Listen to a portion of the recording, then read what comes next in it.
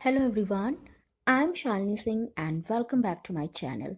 Here we are going to study the 11th chapter from Home Science class 11th, and the name of this chapter is Survival, Growth and Development.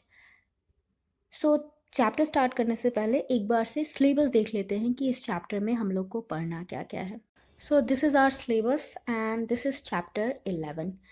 And the name of this chapter is survival, growth and development. तो सबसे पहले इसमें हम पढ़ेंगे the meaning of survival, कि survival का meaning क्या होता है. फिर है growth and development. After that areas of development. Development के एरियाज क्या क्या होते हैं, किन किन एरिया में डेवलपमेंट होता है. तो है physical development, motor development, cognitive development, sensory development, language development, social development and emotional development. उसके बाद है गुड न्यूट्रिशन. आपको पता है कि डेवलपमेंट में न्यूट्रिशन का बहुत इंपॉर्टेंट रोल होता है. उसके बाद हम पढ़ेंगे स्टेजेस इन डेवलपमेंट. डेवलपमेंट के स्टेजेस कौन कौन से हैं, जिसमें हम नियोनेट पढ़ेंगे, इसमें हम रिफ्लेक्सेस पढ़ेंगे, सेंसरी कैपेबिलिटीज़ के बारे में पढ़ेंगे. उसके बाद है development across stages from infancy to adolescence. Infancy से लेके एडोलसेंस तक जितने भी डेवलपमेंट के स्टेजेस हैं ना, उनको हम पढ़ेंगे. इसमें हम फिजिकल एंड मोटर डेवलपमेंट पढ़ेंगे, लैंग्वेज डेवलपमेंट पढ़ेंगे कि कैसे धीरे धीरे हमारी लैंग्वेज डेवलप करती है. उसके बाद है सोशो इमोशनल डेवलपमेंट. फिर है कॉग्निटिव डेवलपमेंट. अब कॉग्निटिव डेवलपमेंट में ही हम मेंटल प्रोसेस पढ़ेंगे कि कैसे थिंकिंग होती है हमारी, कैसे हमारा दिमाग काम करता है. उसके बाद हम पढ़ेंगे stages of cognitive development. Cognitive development के स्टेजेस कौन कौन से हैं. तो आपको पता है जीन प्याजे ने 4 स्टेजेस बताई हैं कॉग्निटिव डेवलपमेंट में. पहली स्टेज है सेंसरी मोटर स्टेज, दूसरी है प्री ऑपरेशनल स्टेज, तीसरी है concrete operational stage and last है फॉर्मल ऑपरेशनल स्टेज. तो इस तरह से हमारा ये चैप्टर कंप्लीट होगा. ये टॉपिक्स हमको इस चैप्टर में पढ़ने हैं. चैप्टर स्टार्ट करने से पहले लर्निंग ऑब्जेक्टिव्स भी देख लो. After completing this chapter, the learner will be able to explain the concepts of survival, growth and development. इस चैप्टर को कंप्लीट करने के बाद जो लर्नर है वो सर्वाइवल, ग्रोथ और डेवलपमेंट के कॉन्सेप्ट को एक्सप्लेन कर पाएगा. Analyse the relationship between growth and health. Growth और हेल्थ के बीच में क्या रिलेशनशिप है उसको भी लर्नर एनालाइज कर पाएगा. Discuss the characteristics of different stages of childhood. Childhood के डिफरेंट स्टेजेस में जो जो कैरेक्टरिस्टिक्स होती हैं उनको भी हम डिस्कस कर पाएंगे after completing this chapter. Describe developmental milestones. Developmental milestones कौन कौन से होते हैं उनको भी हम डिस्क्राइब कर पाएंगे. Examine development in different domains of childhood. Development कैसे होता है चाइल्डहुड में, चाइल्डहुड के जो डिफरेंट डोमेन्स होते हैं उसमें कैसे डेवलपमेंट होता है, इनको भी हम एग्जामिन कर पाएंगे, समझ पाएंगे इस चैप्टर को कंप्लीट करने के बाद. ठीक है, तो सबसे पहले हमारा टॉपिक है यहाँ पे द मीनिंग ऑफ सर्वाइवल, कि सर्वाइवल का मतलब क्या होता है. The term survival has many meanings but all of us associate it with remaining alive and maintaining essential life functions at a basic level. देखो सर्वाइवल का बहुत सारी मीनिंग होती है, अपने अपने लेवल पे हर किसी के लिए सर्वाइवल का मतलब अलग अलग होता है. लेकिन अगर बेसिक लेवल पे बात करें तो इसका मतलब होता है जिंदा रहना. जिंदा रहने के लिए जो जो भी फंक्शंस हम करते हैं, जो जो भी चीज़ें हम करते हैं उसको हम सर्वाइवल बोलते हैं. ठीक है. Children remain alive and capable of basic functions when they are provided with care, adequate food and protection from disease causing organisms. देखो बच्चे कैसे अलाइव रह सकते हैं, बच्चे कैसे अपने बेसिक फंक्शंस को पूरा कर सकते हैं जब उन्हें केयर दी जाए, प्रॉपर फूड दिया जाए, उनको डिजीज़ पैदा करने वाले ऑर्गेनिजम्स से बचाया जा सके, तभी बच्चे क्या करेंगे, जिंदा रह पाएंगे और अपने बेसिक फंक्शंस को पूरा कर पाएंगे. If they suffer from lack of nutrients और develop infection They need to overcome these assaults as they threaten their survival. अगर बच्चे को न्यूट्रिएंट्स की प्रॉब्लम हो रही है, बच्चे के अंदर न्यूट्रिएंट्स की कमी हो रही है, या किसी वजह से बच्चे को कोई इन्फेक्शन हो गई है, तो उनको तुरंत इससे ओवरकम करना ज़रूरी है, उनको ठीक करना ज़रूरी है। अदरवाइज बच्चा अच्छे से सर्वाइव नहीं कर पाएगा, उसके सर्वाइवल में प्रॉब्लम हो सकती है। If the children come from low income families, it is very important to provide them extra food and give adequate nutrients in right amount and proportions. अगर बच्चा लो इनकम फैमिली से belong करता है तो ज़रूरी है कि उसको प्रॉपर फूड दिया जाए, एडिक्वेट न्यूट्रिएंट्स दिए जाएं, ठीक है। In addition they need to be immunized against the killer diseases of infancy and childhood such as tuberculosis, whooping cough, diphtheria, polio and tetanus। और इसके साथ साथ बच्चे को डिजीजेस से भी बचाने की ज़रूरत है। इस एज में, जो इन्फेंसी से लेकर चाइल्डहुड वाली एज है, इस एज में तरह तरह की किलर डिजीज़ बच्चों को हो सकती है, जैसे टीबी हो गया, वूपिंग कफ हो गया, डिप्थीरिया हो गया, पोलियो, टिटनेस। तो इनसे बच्चों को बचाने की ज़रूरत है। Diseases such as malaria, pneumonia are also a threat to children's life। इसके अलावा मलेरिया, निमोनिया ये भी बच्चे की लाइफ के लिए एक थ्रेट है। According to the 2016 UNICEF report, 5.9 million children born alive worldwide may die before their 5th birthday। UNICEF की 2016 में एक रिपोर्ट आई थी जिसमें ये बताया गया था कि पूरे वर्ल्ड में जितने भी बच्चे जन्म लेते हैं उसमें से 5.9 मिलियन बच्चे ऐसे हैं जो कि अपना 5th बर्थडे पूरा करने से पहले ही मर जाते हैं, ठीक है। Of those 1.9 million children are from our part of the world, South Asia.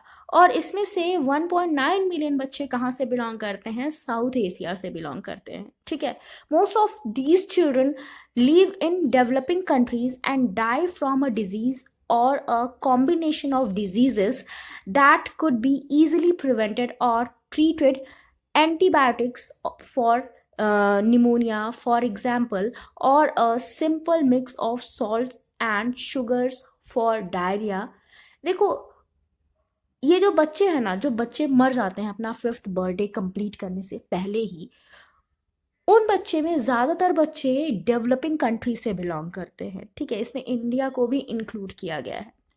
अब यहाँ पे जो बच्चे मरते हैं ना, ये डिजीजेस से मर सकते हैं या कॉम्बिनेशन ऑफ डिजीजेस, मतलब एक साथ हो सकता है उनको कई सारी डिजीज हो गई हो जिसकी वजह से ये मर जाते हैं, ठीक है। और ऐसी डिजीजेस होती हैं ना जिनको हम आसानी से प्रिवेंट कर सकते हैं, आसानी से इन डिजीजेस से बच्चों को हम बचा सकते हैं।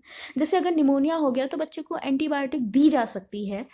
अगर डायरिया हो गया बच्चे को तो सिर्फ नमक और शुगर को आप मिला के बच्चे को दे दोगे तो बच्चा बच सकता है।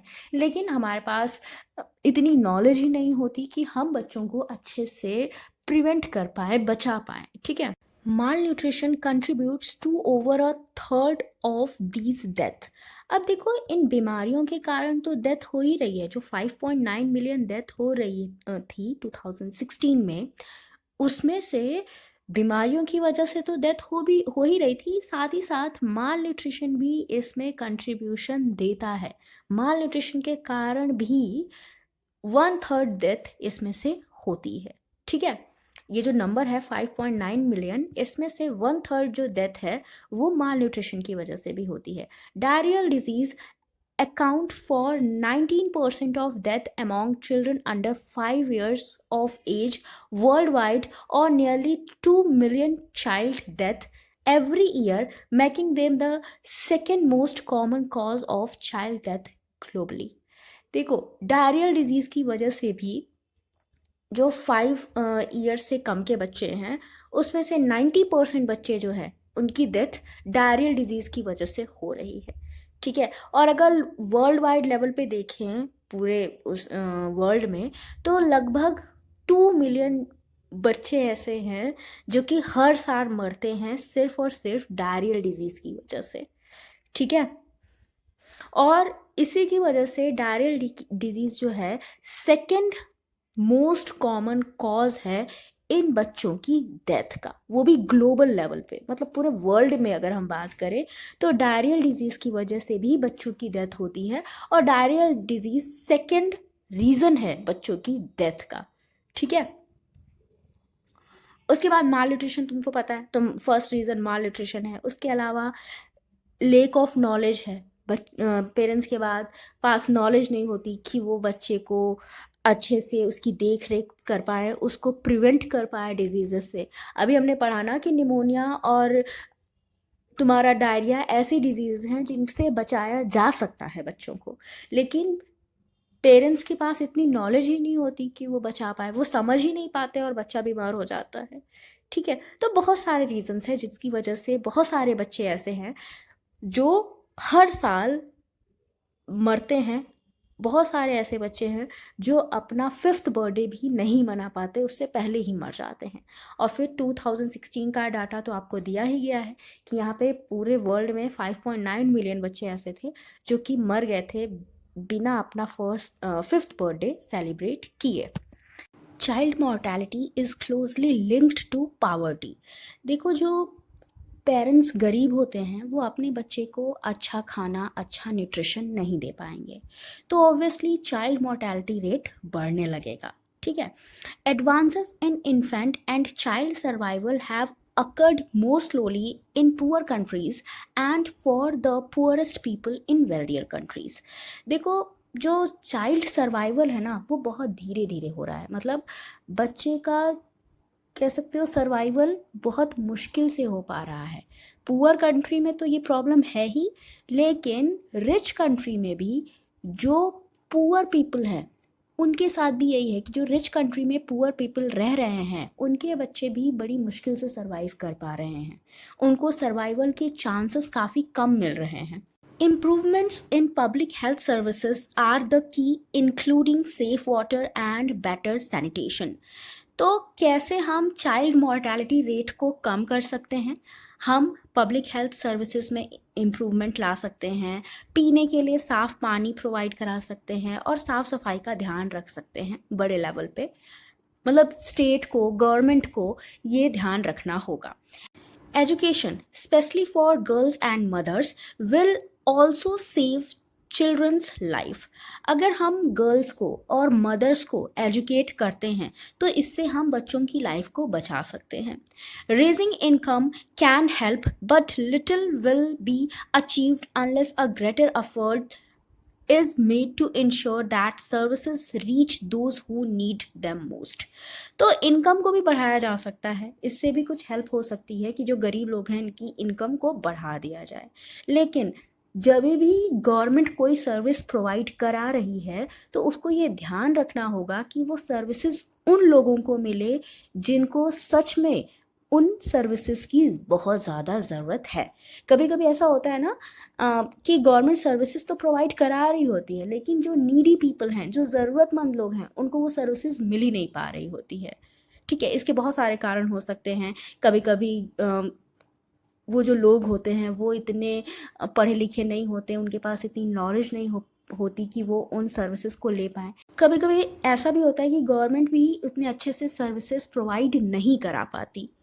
A child begins to grow adequately only when enough essential inputs are present in his environment। देखो, एक बच्चा अच्छे से तभी ग्रो कर पाएगा जब उसका इन्वायरमेंट अच्छा हो, उसके इन्वायरमेंट में सभी ज़रूरत की चीज़ें मौजूद हों। A child who is simply surviving will of course not grow optimally. देखो, एक बच्चा जो खाली सर्वाइव कर रहा है, खाली कैसे भी जी रहा है, वो अच्छी लाइफ नहीं जी सकता, आगे कुछ अच्छा नहीं कर सकता। In fact under such conditions the child में इवन स्टॉप ग्रोइंग कम्प्लीटली। और कभी कभी तो ऐसा होता है कि बच्चा सिर्फ इसलिए खा रहा होता है क्योंकि उसको ज़िंदा रहना है, और फिर ऐसी कंडीशन में बच्चा धीरे धीरे एक ऐसी स्टेज आ जाती है जब बच्चे की ग्रोथ भी रुक जाती है क्योंकि उसको प्रॉपर न्यूट्रिशन नहीं मिला होता है। This is called growth failure, इसी को हम ग्रोथ फेलियर बोलते हैं। Let us try to learn more about how children grow. तो अभी हम आगे देखेंगे कि कैसे बच्चे बड़े होते हैं। तो यहाँ पे नेक्स्ट टॉपिक है हमारा growth and development. We have been using the words growth and development in the text. Do they mean the same thing और आर दे डिफरेंट। तो यहाँ पे यही बताया गया है कि क्या ग्रोथ एंड डेवलपमेंट सेम चीज़ें हैं या इनमें कुछ अंतर है। They have slightly different meanings. तो हाँ, कुछ डिफरेंट तो है ही दोनों में। Growth refers to change in size और quantity, physical changes that can be measured. देखो, ग्रोथ का मतलब है कि आपकी साइज में, आपकी क्वांटिटी में चेंज हो रहा है, आपके शरीर के वजन में चेंज हो रहा है, ठीक है। और इसको हम नाप सकते हैं। आपकी हाइट बढ़ेगी तो आप नाप सकते हो, आपका वेट बढ़ेगा तो आप उसको नाप सकते हो। Development refers to change in quality. और डेवलपमेंट क्या होता है, ये क्वालिटी का चेंज होता है कि आपका मेंटल डेवलपमेंट हो रहा है, तो उसको कोई नाप नहीं पाएगा, ठीक है। आपकी कोई स्किल है वो डेवलप हो रही है, तो उसको भी कोई नाप नहीं पाएगा, ठीक है। Increase in weight, height and the size of the internal organs is growth. देखो, जब भी आपके इंटरनल ऑर्गन्स जो हैं, जैसे आपका ब्रेन हो गया, बाकी जितने भी ऑर्गन्स हैं, अगर वो उनका वेट बढ़ रहा है, उनकी हाइट बढ़ रही है, उनका साइज बढ़ रहा है, तो इसको हम ग्रोथ बोलते हैं। However, we do not only grow in size of the physical body. देखो, सिर्फ हमारी फिजिकल बॉडी की साइज ही नहीं बढ़ती, बहुत सारी चीज़ें हैं जिसमें चेंजेस होते हैं। If that were so, a new born would simply be a bigger baby at the age of 20 years. अगर ऐसा होता कि खाली हमारे बॉडी की साइज बढ़ती, तो जो छोटा बच्चा है वो अगर 20 साल का भी हो जाता, तो भी सिर्फ वो छोटा बच्चा ही कहलाता। क्यों? क्योंकि उसकी बॉडी की साइज सिर्फ बढ़ी है, बाकी चीज़ों में कोई चेंज नहीं हुआ है। तो साइज बढ़ने के साथ साथ हमारे बॉडी पार्ट्स की फंक्शनिंग में भी चेंजेस आते रहते हैं, ठीक है। Along with growth in size, there is change in form and complexity of body parts and their functioning. तो साइज के साथ साथ हमारे बॉडी की फॉर्म भी चेंज होती है, कॉम्प्लेक्सिटी भी चेंज होती है, साथ ही साथ हमारे बॉडी की फंक्शनिंग भी चेंज होती है। छोटा बच्चा अपने सर को, अपने हाथ को अच्छे से यूज़ नहीं कर पाता, उसको नहीं पता होता कि कैसे कोई चीज़ पकड़नी है। लेकिन बड़े बच्चे में ऐसा नहीं होता कि सिर्फ उसका हाथ बड़ा हुआ है, उसने चीज़ों को पकड़ना भी सीखा है, उसने अपने सर को घुमाना भी सीखा है, उसका कंट्रोल है उसकी बॉडी की मूवमेंट पे, ठीक है। Thus the infant begins to raise his head, then roll over on the back, then sit up, then crawl, walk and then run. तो जो इन्फेंट होता है, जैसे वो धीरे धीरे बढ़ने लगता है, वो अपना सर उठाना शुरू करता है, रोल होना शुरू करता है, साथ ही साथ बैठता भी है, फिर धीरे धीरे क्रॉल करता है, रेंगने लगता है, ठीक है, फिर चलने भी लगता है और फिर दौड़ने भी लगता है। तो इस तरह उसका सिर्फ साइज नहीं बढ़ा, उसके बॉडी पार्ट्स की फंक्शनिंग भी बढ़ी है। These changes are qualitative. तो ये जो चेंजेस है ना, ये क्वालिटेटिव हैं, ठीक है। मतलब बॉडी पार्ट्स की क्वालिटी में चेंज आया है, सिर्फ उनके साइज में ही बढ़ोतरी नहीं हुई है। Within each of these qualitative transformations there is quantitative change. अब देखो, ये जो क्वालिटेटिव ट्रांसफॉर्मेशंस हुए हैं, बॉडी पार्ट्स की क्वालिटी बढ़ी है, तो इसके साथ साथ क्वांटिटी भी बढ़ती है, ठीक है, क्वांटिटेटिव चेंजेस भी होते हैं। Thus, when the child begins to sit, he can sit without falling over for longer periods of time. When he begins to walk, he can walk swiftly. तो इसी वजह से जब बच्चा बैठता है तो वो काफ़ी लंबे समय तक बैठ पाता है, बड़े होने के बाद लुढ़कता नहीं है। वो चलता है तो वो बड़े आराम से अच्छे से चल पाता है बिना गिरे।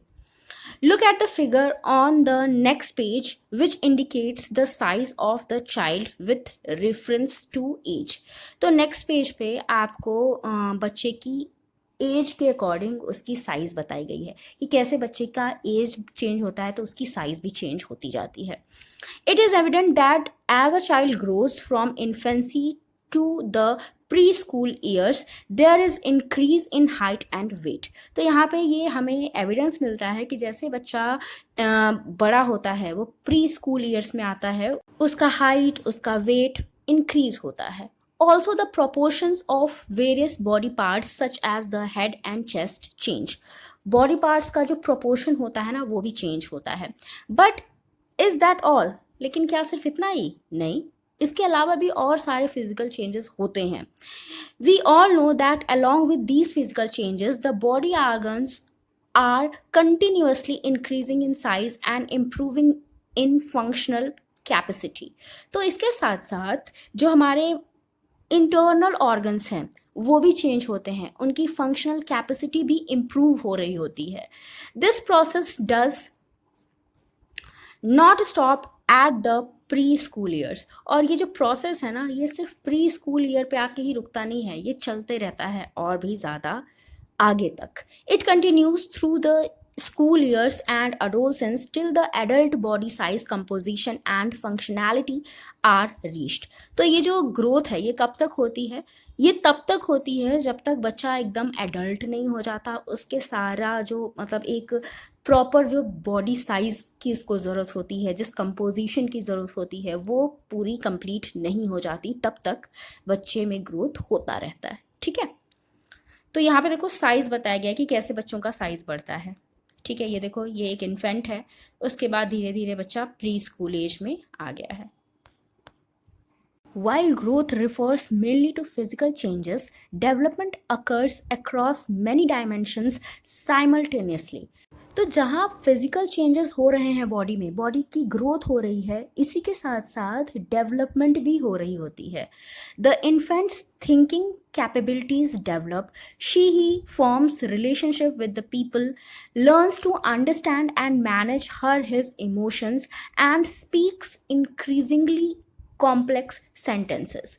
जो बच्चा है वो उसकी थिंकिंग कैपेसिटी डेवलप हो रही होती है, वो लोगों से रिलेशनशिप बनाना स्टार्ट कर देता है, वो अपने इमोशन को कंट्रोल करना भी सीख जाता है, साथ ही साथ वो कॉम्प्लेक्स सेंटेंसेस भी बोलना सीख जाता है.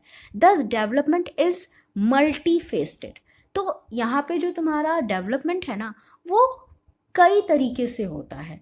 We can define development as the orderly appearance over time of the physical structure, psychological traits, behaviors, ways of thinking and adapting to the demands of life. तो डेवलपमेंट को हम कैसे डिफाइन कर सकते हैं? देखो, फिजिकल स्ट्रक्चर तो change हो ही रहा है, साथ ही साथ हमारे साइकोलॉजिकल ट्रेट्स भी चेंज हो रहे हैं, हमारा बिहेवियर भी चेंज हो रहा है, हमारा सोचने समझने का तरीका भी चेंज हो रहा है. हम लाइफ की डिमांड के हिसाब से, जैसा ज़िंदगी हमसे चाहती है, जैसा हमारे आसपास के लोग हमसे चाहते हैं, जैसे हमारी सोसाइटी हमसे चाहती है, वैसा हम बिहेव करना स्टार्ट कर देते हैं. ठीक है, these changes are progressive, orderly and fast for a reasonable length of time. तो ये सारे जो चेंजेस हैं ना, ये प्रोग्रेसिव हैं, ये होते रहते हैं और काफ़ी लंबे टाइम तक होते रहते हैं. आप कह सकते हो कि जब तक हम जिंदा रहते हैं, जब तक हमारी लाइफ होती है, हमारे अंदर डेवलपमेंट होता रहता है. ठीक है, जबकि ग्रोथ क्या है? ग्रोथ एक टाइम आते आते रुक जाती है. ठीक है, by progressive, it is meant that these changes result in the child acquiring skills and abilities that are complex, finer, and more efficient than the ones that preceded these. अब देखो, प्रोग्रेसिव से हमारा क्या मतलब है कि जो बच्चे में चेंजेस हो रहे होते हैं, जो उनकी स्किल्स चेंज हो रही होती है, उनकी एबिलिटी चेंज हो रही होती है, ये पहले की तुलना में ज़्यादा अच्छी हो रही होती है, ज़्यादा एफिशिएंट हो रही होती है. ठीक है, मतलब अगर हमारे अंदर प्रोग्रेसिव डेवलपमेंट हो रही है, मतलब जो हमारे पास स्किल्स थी उनको हम और ज़्यादा फाइन कर रहे हैं, उनमें हम और ज़्यादा एफिशिएंसी ला रहे हैं. ठीक है, by orderly it is meant that there is an order in development. अब ऑर्डरली का क्या मतलब होता है? इसका ये मतलब होता है कि हमारी जो डेवलपमेंट होती है ना, वो एक ऑर्डर को फॉलो करती है. ठीक है, कोई स्किल हमारी पहले डेवलप होती है, फिर दूसरी स्किल डेवलप होती है. ठीक है, कभी कभी जो दूसरी स्किल होती है उसको डेवलप होने के लिए पहली स्किल हेल्पफुल होती है. ठीक है, जैसे अगर बच्चा पेंसिल लिखना नहीं जान रहा है, उसको नहीं पता कि ABCD कैसे लिखते हैं, तो वो बड़े बड़े सेंटेंसेस कैसे लिख पाएगा? तो सबसे पहले ABCD लिखना ज़रूरी है. तो उसी तरह डेवलपमेंट का एक ऑर्डर होता है. ठीक है, every development is built on the previous one and can not occur before it. तो हमने यही बात की ना कि हर डेवलपमेंट जो होती है ना वो पहले वाली पे डिपेंड करती है। अगर पहले वाला नहीं हुआ है तो दूसरे वाली नहीं हो पाएगी। आप सोचोगे कि बिना ABCD सीखे आप सेंटेंस लिख लो तो नहीं हो पाएगा ना। The changes must last for a reasonable length of time to be called development. अभी जो चेंजेस हो रहे हैं ना पर्सन में, ये कुछ टाइम के लिए होने चाहिए, ठीक है, थोड़े मतलब लेंदी होने चाहिए, तभी हम इनको डेवलपमेंट कहेंगे। जैसे मान लो, अगर यहाँ पे एक एग्जांपल दिया है कि अगर कोई बच्चा भूखा है तो वो रोता है, और आप उसको जब खाना दे देते हो तो वो शांत हो जाता है। तो इस तरह ये जो रोना है ये क्या है, इसका बिहेवियर है जो कि काफ़ी छोटे समय के लिए है। आपने उसको खाना दिया और उसका बिहेवियर क्या हो गया, रुक गया, मतलब वो उसका रोना रुक गया, है ना। Such a short behaviour change is not development. तो ये जो बिहेवियरल चेंज है ना, इसको हम डेवलपमेंट नहीं बोल सकते। अब ऐसा नहीं कह सकते कि बच्चा सीख गया है कि उसको भूख लगी है तो वो नहीं रोएगा, नहीं। वो सिर्फ उसने रोना इसलिए बंद किया है क्योंकि उसको खाना मिल गया है, ठीक है। तो छोटे छोटे चेंजेस को हम डेवलपमेंट में काउंट नहीं करते, ठीक। अब यहाँ पे नेक्स्ट टॉपिक है हमारा areas of development. Let us now define areas of development. Although we live as an integrated person, we separate the different dimensions of development for the purpose of scientific study. देखो, जो development है ना वो सब में होता है, growth सब में होती है, लेकिन कुछ लोगों में वो ग्रोथ, वो डेवलपमेंट जल्दी होती है, कुछ में देर से होती है। तो यही बताया गया है कि कैसे हमारी डेवलपमेंट होती है, कैसे हमारी ग्रोथ होती है और किस किस एरिया में होती है, ठीक है। तो यहाँ पे एरिया ऑफ डेवलपमेंट में वही बताया गया है कि किस किस एरिया में डेवलपमेंट होता है और कैसे ये पर्सन टू पर्सन वेरी कर सकता है। The various developments that take place in the life of an individual can be classified as physical development, motor development, sensory development, cognitive development, language development, social, emotional and personal development. तो ये सारे development होते हैं जो एक person के अंदर होते हैं, सबके अंदर होते हैं। कुछ में जल्दी हो जाते हैं, कुछ में देर से होते हैं। तो सबसे पहले बात करते हैं फिजिकल डेवलपमेंट की। It refers to the physical changes in the size, structure, and proportion of the parts of the body that take place since conception.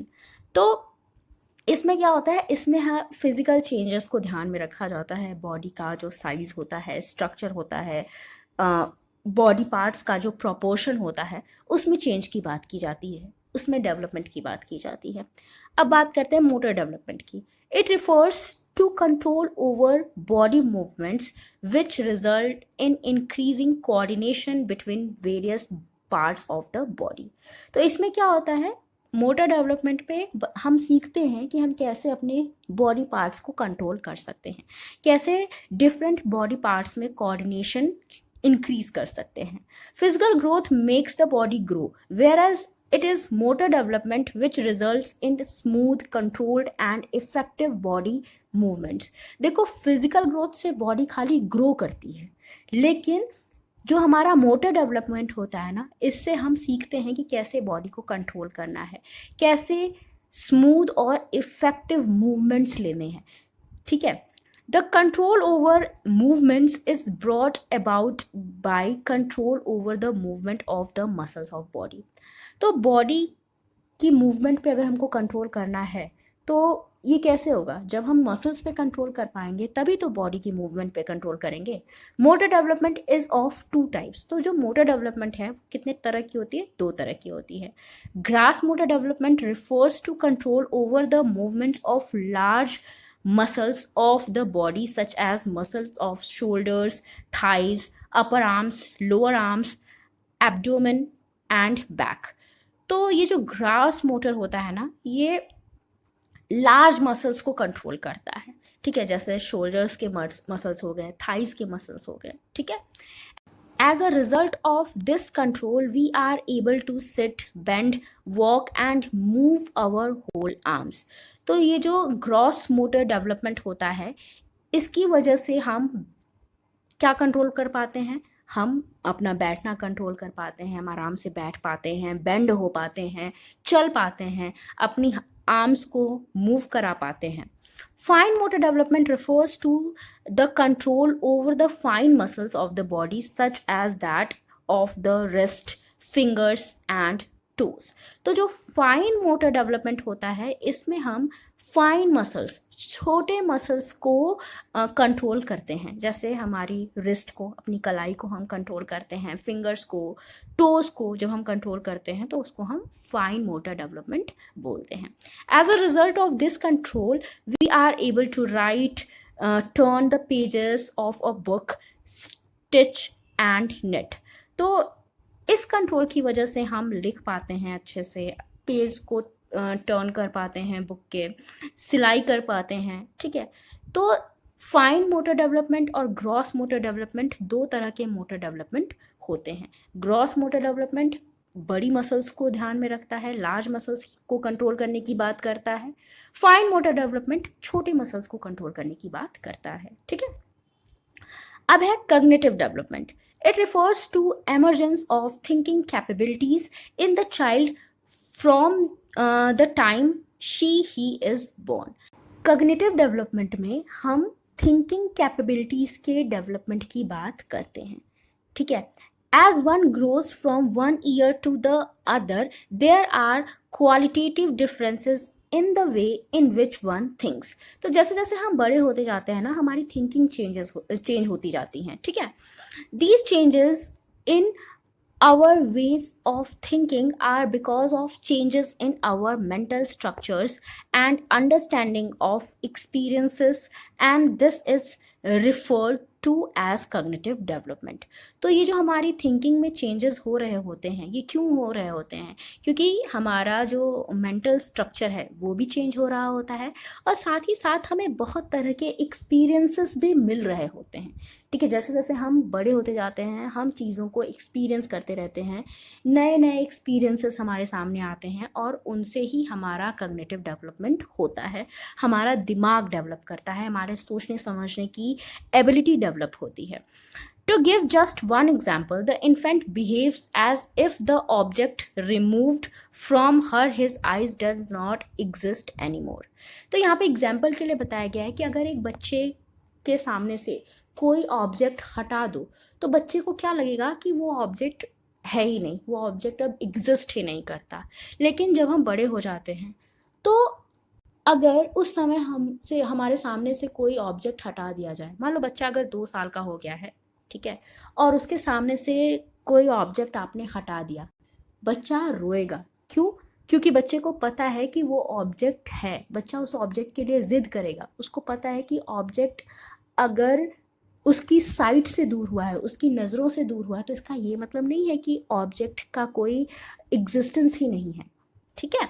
तो बच्चे को पता रहता है कि भले ही उसको ऑब्जेक्ट दिखाई नहीं दे रहा है, लेकिन ऑब्जेक्ट है, आपने उसको कहीं छुपाया हुआ है, ठीक है।